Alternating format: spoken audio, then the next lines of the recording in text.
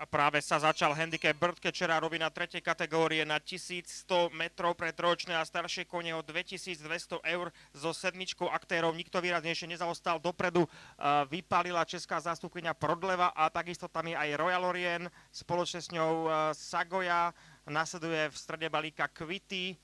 Pozíciu si lepšie aj Born Sleepy a na chvoste pola My Little Star a ešte pred ním Nelly's Rock. Takáto je situácia pri vbiehaní do oblúka pred cieľovou rovinkou. Stále vo veľmi svižnom tempe Prodleva, ktorá sa prebehla pred týždňom v Šuranoch a teraz prekvapivo udáva tempo. Na druhej pozícii potom Sagoja a v takomto poradí zrejme pôjdu konia aj do cieľovej rovinky. Prodleva, Sagoja, ale už Quitty zvonka prepína na vyššie obrátky a bude točiť do finále s plnými šancami, veľmi vyrovnaný priebeh dostihov zhruba 300 metrov pred cieľom. Od bariéry je to Royal Orient, ďalej potom hasnúca Prodleva, Sagoja a zvonka útočí Quitty. Ešte sa snaží aj Nelly's Rock a takisto My Little Star, ale vyzerá to na Quitty alebo Royal Orient, ale Quitty zdá sa pod rukami svojho jazdca Michala Abika víťazí. Druhá bude Royal Orient, tretia Nelly's Rock, štvrtý potom My Little Star,